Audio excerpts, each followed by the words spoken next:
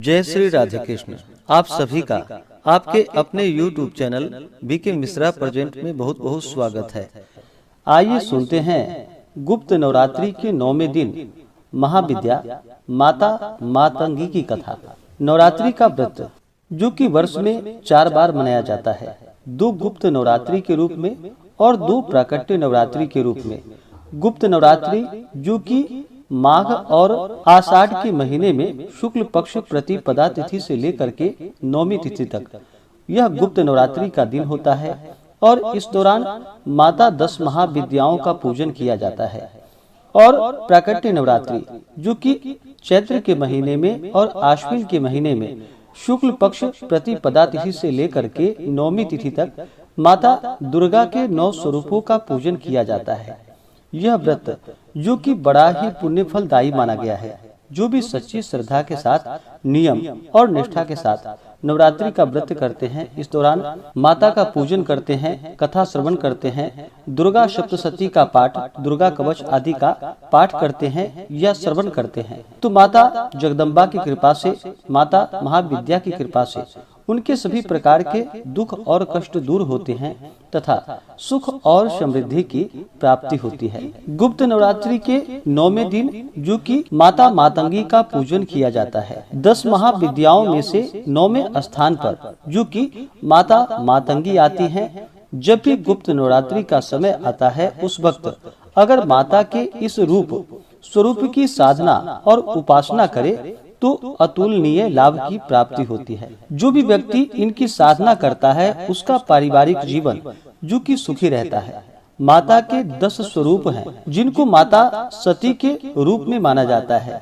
इनके इस स्वरूप के माध्यम से हम विभिन्न प्रकार की तांत्रिक सिद्धियों के साथ ज्ञान और वैराग्य दोनों को एक साथ ही प्राप्त करते हैं। 10 महाविद्या स्वरूपों में से 9वीं महाविद्या के रूप में इनकी साधना और उपासना वर्णित मानी गई है।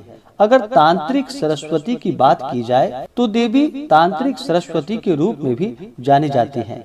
इन्हीं माता सरस्वती जैसे श्वेत रूप वाली हैं, सफेद वस्त्र इनके होते हैं और कमल पर भी विराजमान होती हैं, तभी श्वेत स्वरूप की मानी जाती हैं। लेकिन अगर जब तांत्रिक के रूप में सरस्वती की बात की जाए तो वह मातंगी माँ ही कहलाती है। कहते हैं कि देवी मातंगी हनुमान और सबरी के गुरु जो कि मतंग ऋषि की पुत्री थी। मतंग ऋषि के यहाँ माता दुर्गा के आशीर्वाद से जिस कन्या का जन्म हुआ था, वह मातंगी देवी ही थी। यह देवी भारत के आदिवासियों की देवी है। 10 महाविद्याओं में से एक तारा और मातंगी देवी की आराधना बौद्ध धर्म में भी की जाती है। बौद्ध धर्म में जो कि माता मातंगी को माता गिरी के नाम से जाना जाता है। आखिर इनका रहस्य क्या है और कैसे इनकी साधना के द्वारा व्यक्ति अनेक प्रकार की सिद्धियों को प्राप्त भी कर सकता है। इसके अलावा माता की साधना से प्रेम वशीकरण की अस्थायी शक्तियाँ भी अंदर विद्यमान कर सकते हैं। इसलिए माता मातंगी की साधना की जाती है। इनकी अनेक प्रकार की कथाएं हैं।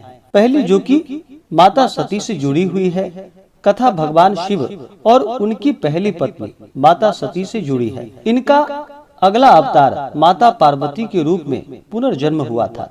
एक बार सती के पिता राजा दक्ष ने विशाल यज्ञ का आयोजन किया, क्योंकि राजा दक्ष भगवान शिव से द्वेष भाव रखते थे। इसी कारण से वह शिव से द्वेष करते थे और उन्हें अपने किसी भी कार्य में आमंत्रण नहीं देना चाहते थे। लेकिन देवर्षि नारद के बताए जाने पर माता सती अपनी इच्छा से वहां जाने के लिए तैयार हो गई। माता सती यह चाहती थी कि आखिर जिस यज्ञ में संसार के सभी देवी देवताओं को बुलाया जा रहा है, वहां पर आखिर मेरे पति को क्यों नहीं बुलाया जा रहा है। तब उन्होंने अपने पति से इस बात के लिए अनुमति मांगी, किंतु उन्होंने मना कर दिया। भगवान शिव जानते थे अगर किसी प्रकार की क्षति दक्ष के यज्ञ पर पहुंच जाती है तो अवश्य ही उनका नाश हो जाएगा। यह विधि का विधान निर्मित है। तब भगवान शिव ने जब उनकी बात को बार बार कहने पर भी नहीं माना, तब भगवान शिव के ऊपर माता सती जो कि क्रोधित हो गई और उन्होंने अपने 10 महाविद्या स्वरूप धारण किए, जो कि यह सभी रूप माता काली, माता तारा, माता षोडशी, माता भुवनेश्वरी, माता भैरवी, माता छिन्नमस्ता, माता धूमावती, माता बगलामुखी, माता मातंगी और माता कमला। इस प्रकार माता सती ने अपना रूप प्रकट किया। मातंगी से तात्पर्य माँ दुर्गा के माता सरस्वती स्वरूप से भी माना जाता है। उन्हें हम तांत्रिक सरस्वती के नाम से जानते हैं। माता का रूप, जो कि माता रानी एक सोने से सुसज्जित सिंहासन पर बैठी हैं। उनका रंग गहरा हरा है और उन्होंने लाल रंग के वस्त्र पहने हुए हैं। सोने के कई आभूषण माता के शरीर पर उपस्थित हैं, जिन्हें धारण किए हुए हैं। उनके सिर पर एक मुकुट है, जिस पर चंद्रमा सुसज्जित है। उनके बाल खुले हुए हैं और वह त्रिनेत्रधारी हैं। माता रानी के कई हाथ हैं, उनमें उन्होंने तलवार, फंदा, अंकुश और अभय मुद्रा इत्यादि पकड़ी हुई है। इसके अलावा खड़ग, जपमाला, पुस्तिका भी वह धारण करती हैं और वह माता सरस्वती के समान ही जान पड़ती हैं। इस कारण कला और संगीत की देवी भी वह मानी जाती हैं। मातंगी माता का रहस्य, जो कि इनकी एक कथा है, तो आइए सुनते हैं माता मातंगी से जुड़ी हुई कथा। तो बोलिए प्रेम से माता मातंगी की जय। माता सती का एक महाविद्या स्वरूप माता मातंगी नाम से जाना जाता है। इनका प्राकृतिक कथा इस प्रकार है। एक बार भगवान विष्णु माता लक्ष्मी सहित भगवान शिव से मिलने के लिए कैलाश पर्वत पर गए थे। तब भगवान शिव, माता पार्वती, भगवान विष्णु और माता लक्ष्मी ने साथ मिलकर भोजन करने का अपना प्रयोजन किया। भगवान विष्णु अपने साथ दुर्लभ और दिव्य भोजन लेकर गए थे। उन्होंने वह भगवान शिव और माता पार्वती को खाने के लिए दिए। कहते हैं, जब भगवान शिव और माता पार्वती उस भोजन को खाने लगे तो थाली में से भोजन का कुछ अंश धरती पर गिर पड़ा। भोजन की उसी जूठे अंश से माता मातंगी का जन्म हुआ। इसी कारण से माता के इस स्वरूप को हमेशा जूठन का भोग लगाया जाता है। इसी कारण से इनका एक नाम, जो कि मातंगिनी भी पड़ा है, यानी जिसे बचे हुए भोजन या जूठे का भोग लगाया जाता है। असल में देवी माँ के इस स्वरूप को धारण करने का मूल उद्देश्य यह था कि संसार में जो भी छोटी और निम्न जाति के लोग हैं, उनका रक्षण हो सके और उनकी भी सामाजिक स्थिति को सुधारा जा सके। क्योंकि एक बार ऐसे ही देवराज इंद्र ने चांडालनी स्त्रियों को कैलाश पर्वत पर आने से रोक दिया था। हालांकि वह भगवान शिव और माता पार्वती की बहुत बड़ी भक्त थी, लेकिन इस प्रकार जीवन जीने के कारण और चांडालनी होने के कारण उनको रोक लिया गया। तब माता ने, जो कि मातंगी स्वरूप में प्रकट होकर उन्हें अपना संरक्षण दिया था और देवराज इंद्र को दंडित भी किया था। तब से उन्होंने सभी प्रकार की चांडाल, स्त्री शक्ति और शमशान में वास करने वाली ऐसी शक्तियों को अपने अधीन कर लिया और उन्हें जीवन प्रदान किया। उन्हें तंत्र की एक शक्ति के रूप में विकसित किया था। इसी कारण से हम चांडालनी शक्तियों को माता के अधीन पाते हैं। माता मातंगी ऐसे स्वरूप का प्रदर्शन करती है, जिससे हम महावशीकरण की शक्तियां भी प्राप्त कर सकते हैं। इनकी साधना और सिद्धि से विभिन्न प्रकार के अद्भुत और तांत्रिक कार्य भी किए जाते हैं। इनका स्वरूप माता सरस्वती के समान भी माना गया है।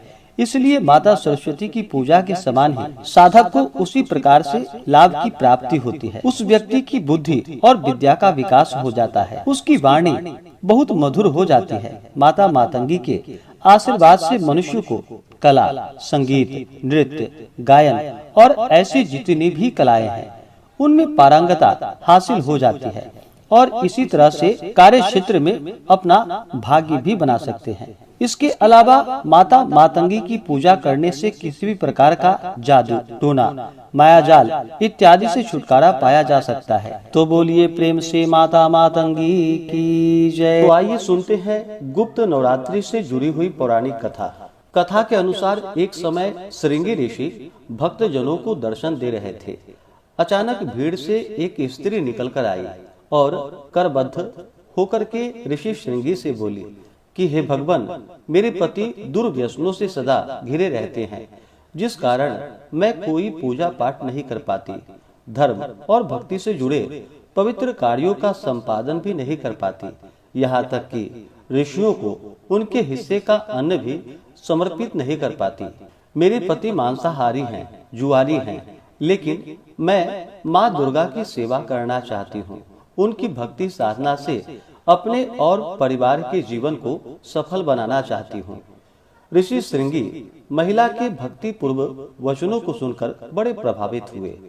ऋषि ने उस स्त्री को आदर पूर्वक उपाय बताते हुए कहा कि वासांतिक और शारदीय नवरात्रि से तो आम जनमानस परिचित हैं, लेकिन इसके अतिरिक्त 2 नवरात्रि और भी होते हैं, जिन्हें गुप्त नवरात्रि कहा जाता है। उन्होंने कहा कि प्राकट्य नवरात्रों में 9 देवियों की उपासना होती है और गुप्त नवरात्रों में 10 महाविद्याओं की साधना की जाती है। इस नवरात्रों की प्रमुख देवी स्वरूप का नाम सर्वैश्वर्य कारिणी देवी है। यदि इन गुप्त नवरात्रि में कोई भी भक्त माता दुर्गा की पूजा साधना करता है तो माँ उसके जीवन को सफल कर देती है। ऋषि श्रृंगी ने आगे कहा कि लोभी, कामी, व्यसनी, मांसाहारी अथवा पूजा पाठ न कर सकने वाला भी यदि गुप्त नवरात्रों में माता की पूजा करता है तो उसे जीवन में कुछ भी और करने की आवश्यकता नहीं पड़ती है। इस प्रकार उस स्त्री ने ऋषि श्रृंगी के वचनों पर पूर्ण श्रद्धा करते हुए गुप्त नवरात्रि की पूजा की और फिर माता उस पर प्रसन्न हुई और उस स्त्री के जीवन में परिवर्तन आने लगा। उसके घर में सुख शांति आ गई। पति जो गलत रास्ते पर था वह भी सही मार्ग पर आ गया। अन्य कथा के अनुसार प्राचीन समय में सूरत नाम के राजा थे। राजा प्रजा की रक्षा में उदासीन रहने लगे थे। परिणाम स्वरूप पड़ोसी राजा ने उन पर चढ़ाई कर दी। सूरत की सेना भी शत्रु से मिल गई थी। परिणाम स्वरूप राजा सूरत की हार हुई और वह जान बचाकर जंगल की तरफ पलायन कर गए। उसी वन में समाधि नामक एक वणिक अपनी स्त्री एवं संतान के दुर्व्यवहार के कारण निवास करता था। उसी वन में वणिक समाधि और राजा सूरत की भेंट हुई। दोनों में परस्पर परिचय हुआ। वे दोनों घूमते हुए महर्षि मेधा के आश्रम में पहुंचे। महर्षि मेधा ने उन दोनों के आने का कारण जानना चाहा, तो वे दोनों बोले कि हम अपने ही सगे संबंधियों द्वारा अपमानित एवं तिरस्कृत होने पर भी हमारे हृदय में उनका मोह बना हुआ है। इसका क्या कारण है? महर्षि मेधा ने उन्हें समझाया कि मन शक्ति के अधीन होता है और आदि शक्ति के विद्या और अविद्या के दो रूप हैं। विद्या ज्ञान स्वरूप है और अविद्या अज्ञान स्वरूपा। जो व्यक्ति अविद्या के आदि कारण रूप में उपासना करते हैं उन्हें वे विद्या स्वरूपा प्राप्त होकर मोक्ष प्रदान करती हैं। इतना सुनकर राजा सूरत ने प्रश्न किया कि हे महर्षि, देवी कौन है? उनका जन्म कैसे हुआ? महर्षि बोले, आप जिस देवी के विषय में पूछ रहे हैं वह नित्य स्वरूपा और विश्वव्यापिनी है। उनके बारे में ध्यान पूर्वक सुनो। कल्पांत के समय विष्णु भगवान क्षीर सागर में अनंत शैया पर शयन कर रहे थे। तब उनके दोनों कानों से मधु और कैटभ नामक 2 दैत्य उत्पन्न हुए। वे दोनों विष्णु की नाभि कमल से उत्पन्न ब्रह्मा जी को मारने के लिए दौड़े।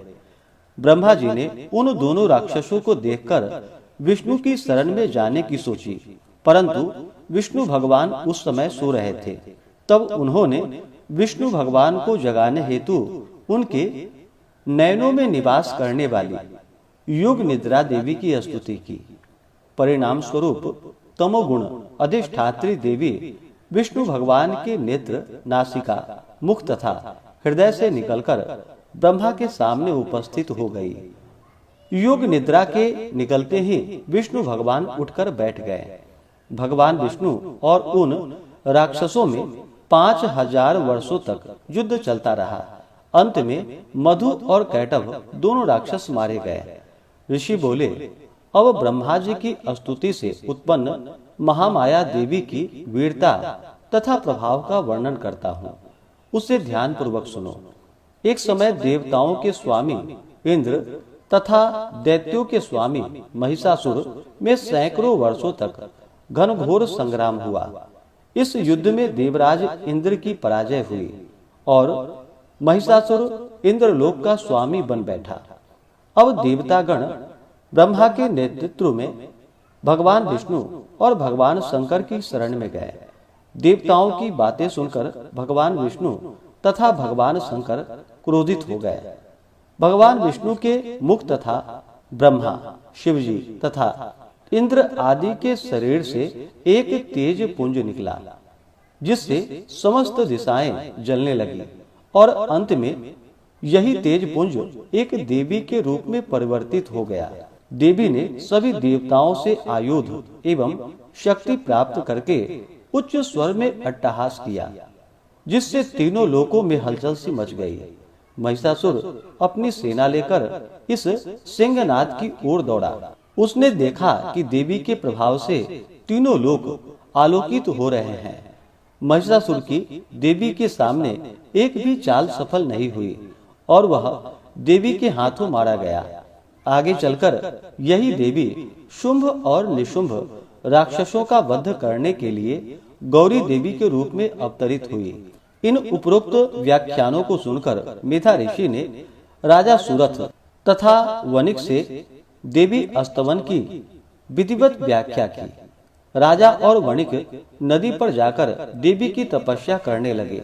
3 वर्ष घोर तपस्या करने के बाद देवी ने प्रकट होकर उन्हें आशीर्वाद दिया। इससे वणिक संसार के मोह से मुक्त होकर आत्मचिंतन में लग गया और राजा ने शत्रुओं पर विजय प्राप्त करके अपना वैभव प्राप्त कर लिया।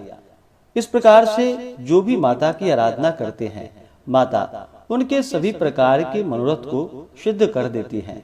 तो बोलिए प्रेम से दश महाविद्या माता की जय, नव दुर्गा देवी की जय, सर्व देवी देवता की जय। तो आशा करता हूँ कि यह जानकारी आपको अच्छा लगा हो। इसी प्रकार से ज्ञानवर्धक जानकारियाँ प्राप्त करते रहने के लिए, व्रत पूजा के बारे में जानने के लिए, कथा को सुनने के लिए चैनल पे अगर आप पहली बार आए हैं तो चैनल को लाल बटन दबा करके सब्सक्राइब करें, साथ में बेल आइकन घंटी को दबाएं ताकि आने वाली वीडियो का नोटिफिकेशन आपको समय से मिलता रहे।